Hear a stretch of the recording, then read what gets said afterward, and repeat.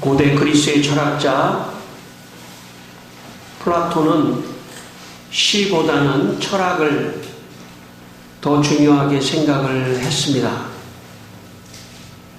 시인은 시를 통해 너무 가볍게 웃음을 만들어내기 때문에 진지해야 할 젊은이들에게는 시가 맞지 않다고 생각을 했습니다. 플라톤은 국가라는 책에서 이렇게 말을 했습니다.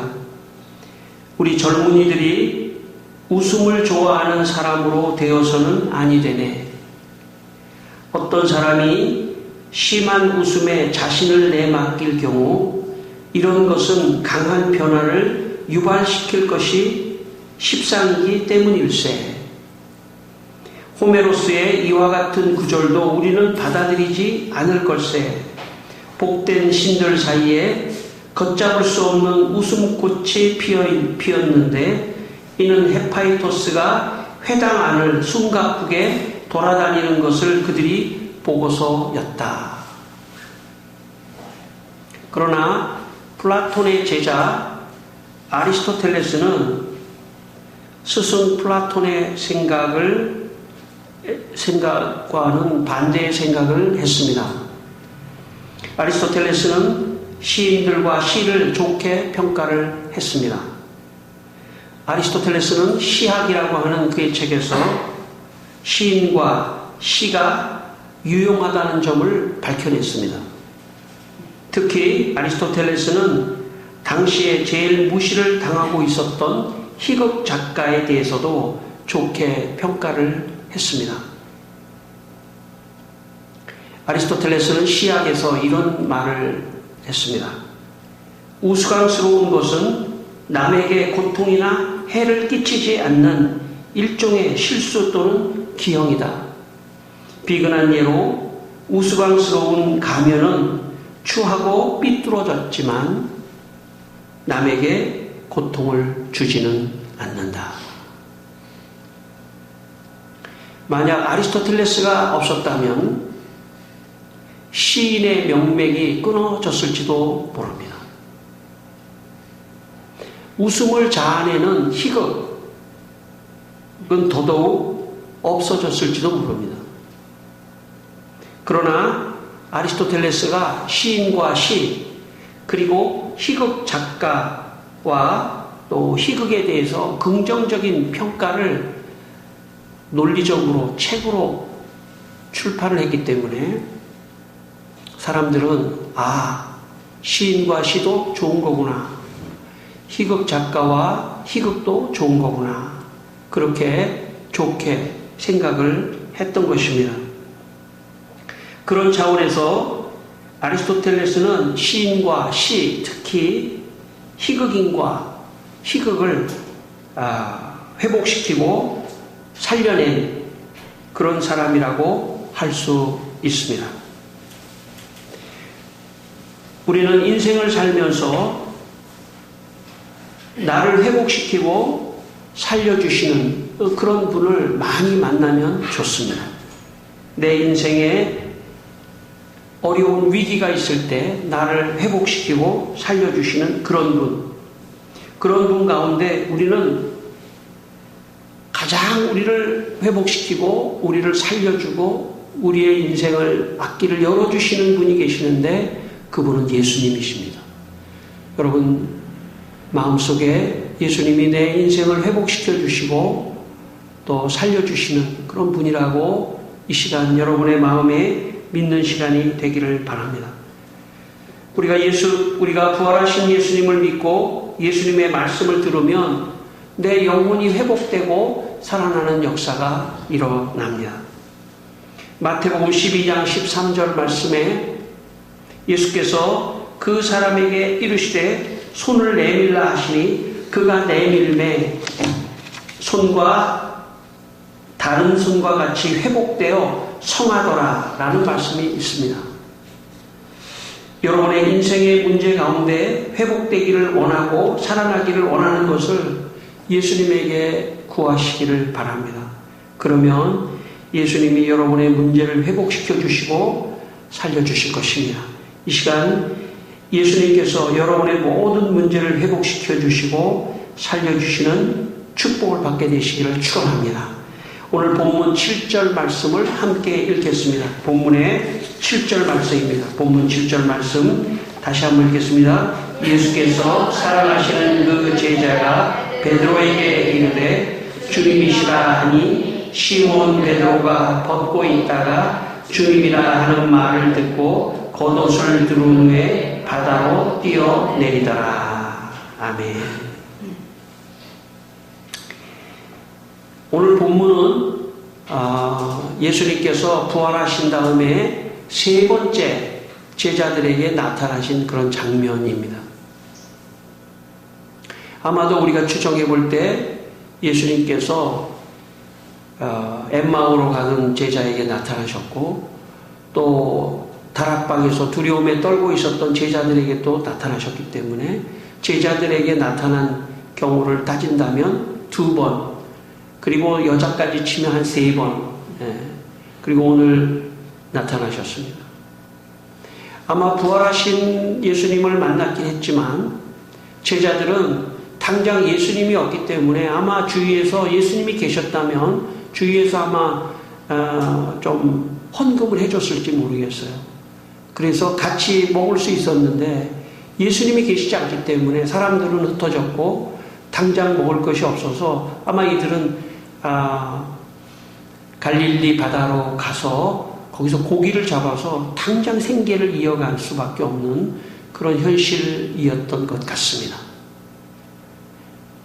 그래서 베드로는 배에 타서 고기를 잡고 있었습니다. 그런데 예수님의 사랑하는 제자, 아마 이 사랑하는 제자는 이름은 밝혀져 있지 않지만 아마 요한으로 우리가 추정할 수 있습니다.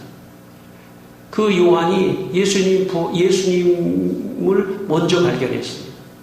부활하신 예수님이 바닷가에 오셨다는 것을 사랑하는 제자가 발견하고 베드로에게 말합니다. 베드로님, 예수님입니다. 아마 베드로는 고기를 잡기 위해서 아마 옷을 벗고 열심히 고기를 잡고 있었던 것 같습니다. 근데 예수님이라고 하니까 베드로가 당장 옷을 먼저 챙겨 입고 예수님 만나야 되니까 벗은 몸으로는 안 되고 옷을 챙겨야 되겠다 생각했던 것 같습니다. 그리고 옷을 챙겨 입었는데 배에서 보니까 저 육지에 예수님이 계시는데 베드로가 원래 성격이 급한 사람이라 마음이 급했던 것 같아요. 그래서 물로 뛰어들어서 막 수영이라도 빨리 해서 가고 싶었는지 베드로가 물로 뛰어들어 바다로 뛰어들었습니다. 그리고 예수님에게 빨리 가려고 하는 그런 행동을 했다는 것이 오늘 7절에 있는 말씀입니다. 제가 중학교 3학년 때, 그때는 제가 교회를 아직 다니고 있지 않았을 때였는데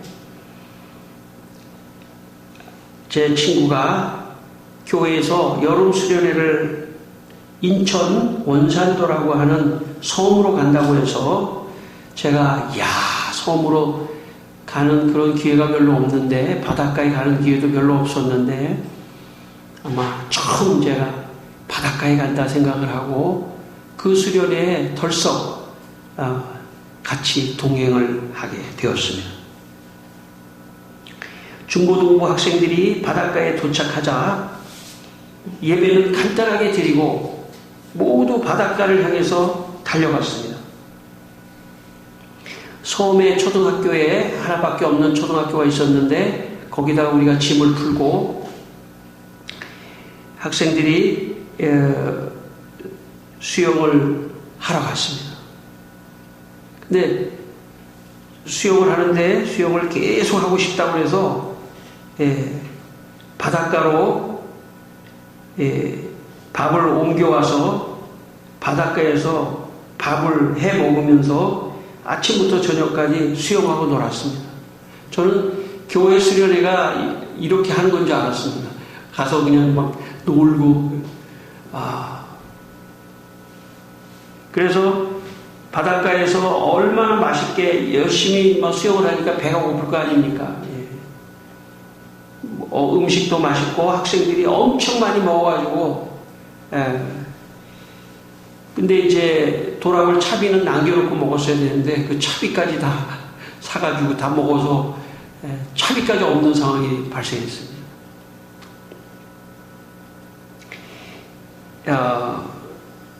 수련회를 인솔하셨던 전사님은 지금 얼굴 생각이 제가 안 나는데 수련회를 마치고 이유도 모른 채 사임을 하셨습니다. 들리는 소문에 의하면 수련회 가서 예배는 안 드리고 학생들을 바닷가에서 놀게 하고 차비도 다 먹을 거 사 먹고 해가지고 원래 3박 4일인데 4박 5일 하루 더 늦춰서 간신히 돌아오게 해가지고 아마 지금으로 보면 아마 문책을 받고 사임을 한 것 같습니다.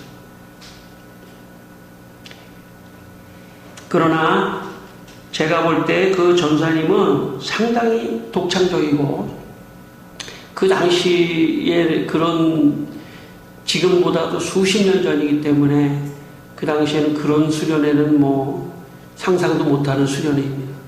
가서 성경 공부하고 하는 그런 수련회가 보통이었는데 근데 제가 볼 때는 그 전사님은 상당히 독창적이고 창조적인 그런 수련회를 했다고 생각이 듭니다.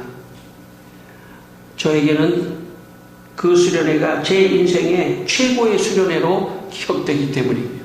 저도 수련회를 많이 했는데 딱 하나의 그 수련회가 제일 좋았던 것 같습니다. 그리고 그때 제가 그 수련회로 학생들과 친해서 그게 계기가 되어 교회를 열심히 다니게 되었기 때문입니다. 오늘 본문 9절을 읽겠습니다. 9절 말씀입니다. 9절 말씀 9절입니다. 육지에 올라오니 숯불이 있는데 그 위에 생선이 놓였고 떡도 있더라. 네. 예수님께서 바닷가에 그냥 나타나신 게 아니라 제자들이 다 배를 타고 바다로 나가서 고기를 잡고 있을 때 예수님이 거기다가 숯불을 피우고 그리고 거기다 생선을 굽고 그리고 거기다가 예수님 떡도 굽고 오늘 한마디로 말하면 예수님께서 지금 이벤트를 준비하신 겁니다. 제자들을 위해서. 그것도 바닷가에서. 아마 그 전사님이 이 장면을 보고 그렇게 했는지도 모르겠어요. 바닷가에서. 그냥 나타나는 거 너무 시시해졌는지 예수님이 파티를 여신 거죠. 예수님께서 두 번째 제자들에게 나타나신 다음에 세 번째 나타날 때는 좀 특이하게 나타나야 되겠다. 그렇게 생각하셨는지도 모르겠습니다. 그리고 아마 예수님이 계획을 하셨던 것 같습니다. 숯불을 가지고 생선을 준비해서 그리고 떡도 준비해서 바닷가에서 내가 파티를 열어줘야 되겠다. 캠파이어를 해야 되겠다. 파티를 여시는 예수님. 깜짝 파티를 여시는 예수님 너무 인간적이고 너무 따뜻하고 멋있는 분이라고 생각합니다. 1620년 영국에서 신앙의 자유를 찾아 미국으로 배를 타고 갔던 그런 사람들이 있었습니다. 102명의 사람들이 신앙의 자유를 찾아 미국으로 갑니다. 그런데 미국에 도착하자마자 겨울에 도착했는데 먹을 것이 없어서 너무나 고통스러웠습니다. 그런데 참 다행히 그 이웃 원주민들이 먹을 것을 좀 주고 봄에는 또 씨앗도 줘서 그걸 가지고 농사를 지어가지고 가을에 수확을 했습니다. 그리고 가을에 수확을 해서 가장 첫 번째 한 일은 뭐냐면 하나님께 감사하고 두 번째는 그 원주민들을 초대해가지고 그 수확한 걸 가지고 떡도 만들고 빵도 만들고 음식도 만들고 그리고 아마 그 당시에 칠면조 고기가 유명했던 것 같아요. 그래서 야생 칠면조 음식을 만들고 그래서 파티를 했는데 사흘 동안 사흘 동안 파티를 했다고 합니다. 이게 여러분 잘 아는 추수감사절, 미국의 추수감사절의 유래입니다. 식사를 한다는 것은, 다른 사람과 식사를 나눈다고 하는 것은 큰 의미가 있습니다. 여러분, 마음이 틀어져 있는 사람하고는 식사를 같이 하지 않습니다. 좋은 사람하고 식사를 하는 것입니다. 사랑하는 사람, 또 감사하고 싶은 사람, 그런 사람하고 식사를 같이 하는 것이지, 기분 나쁜 사람하고 식사를 하지 않습니다. 식사를 하다가도 탁 놓고 가버립니다. 식사를 한다고 하는 것은 감사와 사랑의 마음이 있기 때문입니다. 예수님께서 제자들을 사랑한다고 하는 것은 마음의 문제만이 아니라 숯불을 준비하고, 그리고 그 숯불에다가 생선을 굽고 떡을 준비하고 있다고 하는 것은 식사를 같이 하자는 그런 뜻입니다. 예수님의 사랑의 마음, 감사의 마음, 제자들을 향한 그런 마음의 표현이라고 볼 수 있습니다. 그런데 여기에는 그런 마음만 있는 것이 아닙니다. 예수님은 조금 더 구체적으로, 특히 제자들 가운데 베드로를 용서하고 회복시켜야겠다고 하는 그런 생각을 가지시고 식탁을 차리신 것입니다. 여러분 잘 아시지만 예수님이 십자가에 달려 고난을 당하는 과정에서 베드로가 3번 예수님을 부인한 사건이 있습니다. 나 예수님 몰라요 라고 3번 예수님을 부인했습니다. 베드로가. 부활하신 예수님 앞에 베드로의 마음 깊숙한 곳에는 미안한 마음이 있었던 것입니다. 다른 제자들은 도망가긴 했지만은 구체적으로 나 예수님 몰라요 라고 이렇게 부인하지는 않았습니다. 그러니까 다른 제자들도 도망간 것에 대해서 좀 미안한 마음이 있는 것은 사실이지만 그 가운데 가장 대표적인 베드로는 구체적으로 3번 부인함으로써 마음에 예수님을 향한 미안한 마음을 가지고 있었던 것입니다. 실수, 어떻게 보면 죄, 어떻게 보면 실수. 바로 예수님께서 숯불을 피우고 떡을 굽고 생선을 구워서 찾아오신 것은 그 베드로의 마음을 회복시키고 살려내려고 하는 의도가 있으셨던 것입니다.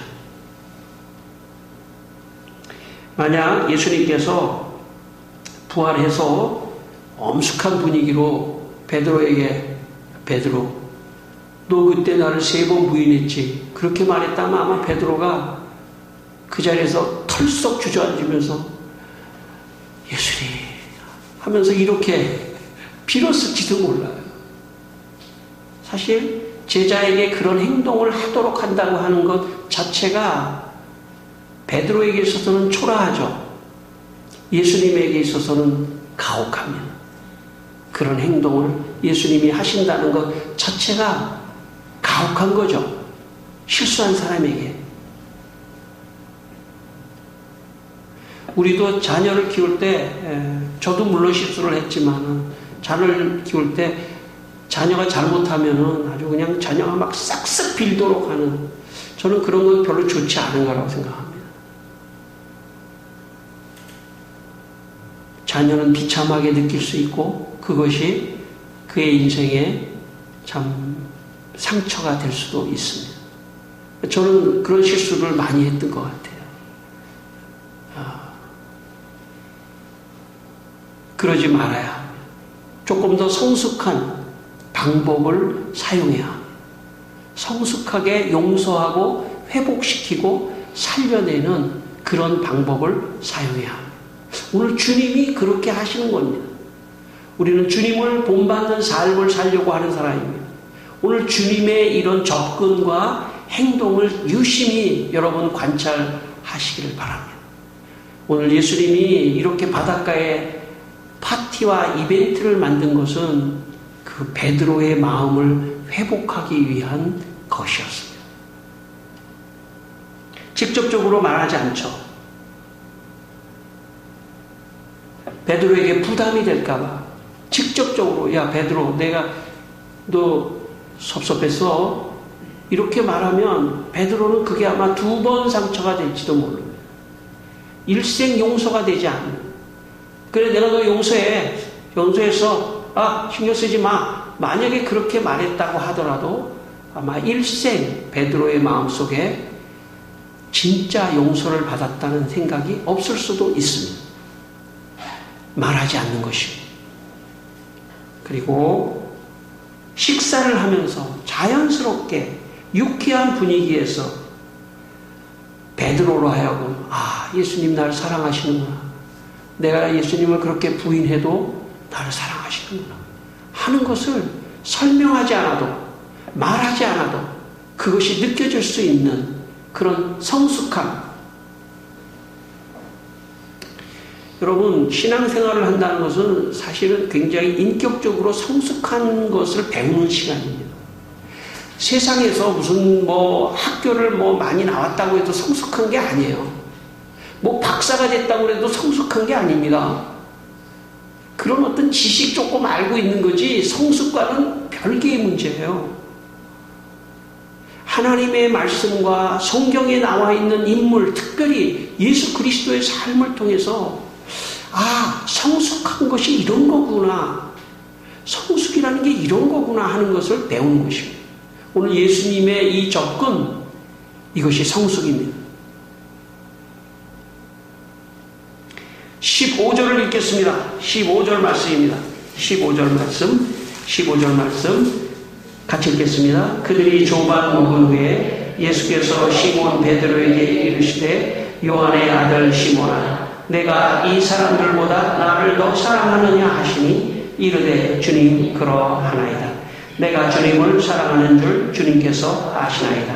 이르시되 내 어린 양을 먹이라 하시고. 여기에 조반 먹은 후에라는 단어가 중요한 단어입니다. 그러니까 조반 먹은 후라고 하는 말은 그때 예수님이 베드로에게 처음으로 말씀하셨습니다. 그러니까 다시 말하면 조반을 먹기 전에 말하지 않았다는 뜻입니다. 밥 먹기 전에 말하지 않았다는 뜻입니다. 저도 그런 실수를 많이 했는데 아이들이 잘못하면 밥상 앞에서 밥을 시작하기도 전에 잔소리를 하는 거예요. 그러면 아이들은 약자이기 때문에 이 밥을 먹긴 먹어야 되는데 밥이 넘어가지도 않아요. 밥이 넘어가지도 않습니다. 저는 이런 것 하나도 굉장히 중요한 예수님의 행동이라고 생각합니다.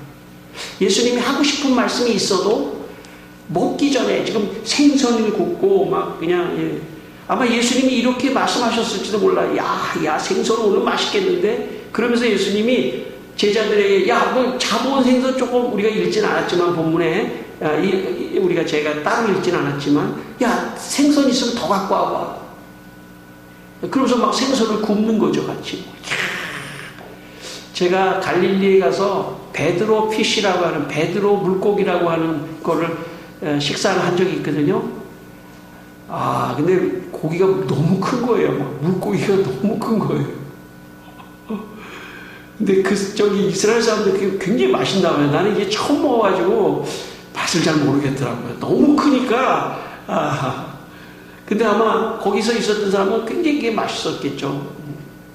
그리고 떡도 예수님이 데쳐 이렇게 바꿨을지도 몰라. 여기 많이 구워졌네. 다시 말하면 식사 전에 특별한 말을 하지 않았다는 거예요. 중요한 말을. 그냥 평범한 자연스러운 말을 하셨을 수 있습니다. 베드로는 미처 자기에게 어떤 말을 할지 기대하지 않았겠죠. 그러나 베드로의 마음속에 언젠가 이거를 주님께 내가 고백을 해서 용서를 받아야 될 텐데 하는 그런 부담은 베드로에게 있었을지 모릅니다. 그러나 그 분위기는 그런 분위기가 아니에요. 그런 분위기가 아니라 그냥 맛있게 좀 식사하는 시간입니다. 조반을 다 먹은 후에. 여러분 우리가 한번 그렇게 생각하십시다. 밥 먹을 때는 뭐 개도 안 건드린다고 그러지 않습니까? 밥 먹을 때 내가 하고 싶은 말도 밥 먹을 때는 밥을 다 먹고 나서 할 수 있는 것. 저는 그것도 굉장히 성숙한 것이라고 생각해요. 권력이 있고 힘이 있고 집에서 저같이 아빠라든지 남자라든지 이런 사람들이 그럴 가능성이 많아요. 하고 싶은 말을 아무 때나 하는 거죠. 자기가 하고 싶은 말을 아무 때나 하는 거예요. 꼭 남자라기보다는 또 여자도 그럴 수 있어요. 힘이 있는 사람. 자기가 하고 싶은 말을 아무 때나 하는 것을 성숙하지 못한 것입니다. 때가 있고 상황이 있고 그것을 골라내고 상대를 생각하면서 말하되 직접적인 말이 아니라 간접적인 말을 통해서 더 성숙한 말을 통해서 상대를 회복시키고 살려내는 그런 성숙함, 이것이 신앙이라고 생각합니다. 여러분도 오늘 그런 예수님의 마음이 여러분의 마음이 되고 예수님의 행동이 여러분의 행동이 되시기를 바랍니다. 여러분, 예수님께서는 아마도 직접적으로 식사를 마친 후에 직접적으로 베드로에게 말한 것이 아니라 베드로에게 이렇게 말씀하셨습니다. 요한의 아들 시몬아, 내가 이 사람들보다 나를 더 사랑하느냐. 예수님은 베드로에게 우리가 15절 한 절만 읽었지만 사실은 이게 3번 예수님이 말씀하시는 거거든요. 3번 내가 나를 사랑하느냐 이렇게 3번 말씀하셨기 때문에 다른 사람들은 눈치채지 못할 수도 있어요. 다른 사람들은 눈치채지 못할 수도 있습니다. 그러나 베드로는 그것을 알아들을 수도 있어요. 내가 나를 사랑하느냐라고 하는 말은 사랑하는 사람만이 말할 수 있는 겁니다. 베드로가 예수님을 사랑하기 때문에, 예수님이 베드로를 사랑하기 때문에 내가 나를 사랑하느냐라고 질문할 수 있었던 것이죠. 사랑하지 않는 사람은 네가 나 사랑하느냐, 네가 나 사랑해 라고 질문도 하지 않아요. 그 얘기는 베드로의 마음속에 예수님께서 내가 너를 사랑한다 하는 말을 지금 하고 계시는 겁니다. 저는 중고등학교를 다니면서 제일 높은 감투를 써본 곳은 중학교 3학년 때 반에서 혼식을 잘 해오는지를 검사하는 검사 역할을 이 세상의 검사가 아니라 그걸 검사하는 그런 조사하는 그런 역할을 맡은 것입니다. 제가 학교를 다닐 때 학교에 올 때 나라에서 참 도시락까지 이렇게 관리하고 이렇게 검사하는 그런 시대였습니다. 도시락을 싸울 때 밥이 흰쌀밥만 싸우면은 안 되는 거예요. 지금 나라가 어려운데 이게 혼식, 보리쌀을 같이 섞어서 밥을 해 먹어야지 흰쌀밥을만 먹으면 안 된다 해가지고 점심시간에 아이들이 모두 도시락을 다 싸가지고 다니던 시대였는데 도시락 뚜껑을 다 열고 기다리고 있는 거예요. 그러면 제가 돌아다니면서 너 왜 이렇게 도시락에 보리쌀이 적어? 그러면 애들끼리 막 보리쌀을 구워가지고 막 밥 위에다가 막 심어요. 그런 시대도 있었습니다. 그런 시대도. 그런데 이제 다 저한테 잘 먹으려고 그러는 거예요. 사탕도 하나 주면서 봐줘. 그런데도 뇌물이 있더라고요. 왜 선생님이 저한테 그렇게 맡기셨는지 모르겠어요. 제가 흰쌀밥만 싸우니까 너부터 잘해라라고 그렇게 맡기셨는지 모르겠지만 참 제가 별것도 아니죠. 반장도 아니고 무슨 회장도 아닌데 혼식 검사하는 거 맡았다고 그냥 우쭐대면서 말이죠. 선생님이 나를 신뢰한 것 같아가지고 기분이 좋더라고요. 그래서 제가 중고등학교를 다니면서 그 선생님이 제일 고맙더라고요. 나한테 혼식 당번을 맡긴 선생님이. 제가 무슨 말을 하려고 하냐면 예수님께서 베드로에게 네가 나를 사랑하느냐 질문하신 다음에 내 양을 먹이라 말씀하셨어요. 내 양을 너에게 맡기겠다. 지금까지 내 양을 너에게 맡기겠다. 내 대신 네가 사명을 가지고 내 양을 먹여달라, 쳐달라, 목회해달라 이렇게 사명을 주신 겁니다.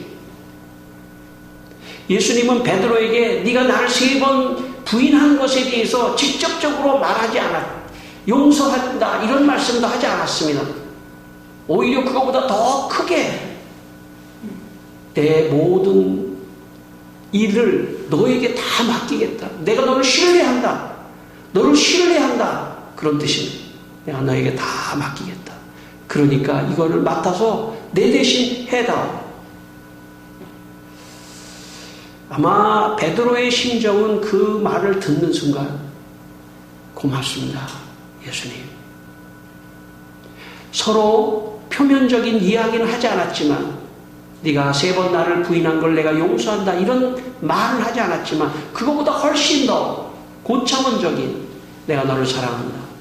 내 사명을 다해다. 내 양을 너에게 맡긴다. 그렇게 함으로써 예수님은 베드로를 회복시키고 살려내셨어요.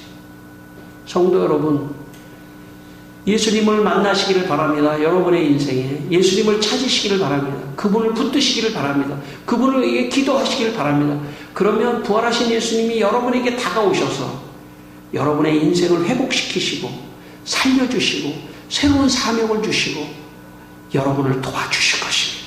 그리고 여러분도 어디에 가셔든지 사람을 회복시키고 살려낼 수 있는 그런 사람들이 되십시오. 그렇게 하시되 예수님같이 성숙하게 상대방의 자존심이 상하지 않을 그런 상황에서 상대방을 회복시키고 격려하고 축복하고 살려내고 그래서 예수님같이 살아가시는 여러분의 삶이 되시기를 주의 이름으로 축원합니다. 기도하겠습니다. 우리 한번 기도하겠습니다. 예수님 감사합니다. 나를 살려주시고 나를 회복시켜주시고 나를 도와주시는 줄 믿습니다. 예수님 감사합니다. 아버지 하나님 도와주시옵소서. 예수님 감사합니다. 주님 예수님이 회복의 역사가 일어나게 하여 주셔서 주님 우리 모든 성도들이 다 같이 아버지 하나님 예수님의 이 축복과 은혜를 통해서 살아나게 하여 주시고 아버지 하나님 새로운 사명을 가지고 살아가는 성도들이 다 되게 하여 주시기를 기도하고 또한 아버지 하나님 우리 성도들이 어디에 있든지 어떤 상황에 있든지 성숙하게 다른 사람을 살려내고 회복시키고 도와주는 그런 성도들이 다 될 수 있도록 하나님 도와주시고 역사해 주시기를 기도합니다. 할렐루야. 하나님 주님의 은혜와 은총으로 또 한 주간도 축복하여 주옵소서. 하나님 아버지 우리 성도들의 과거의 실수와 죄를 모두 회복시켜 주시고 다시 살려 주시옵소서. 그리고 새로운 인생의 사명을 주셔서 하나님의 영광을 위하여 살아가도록 축복하여 주시옵소서. 예수님의 이름으로 기도드립니다. 아멘.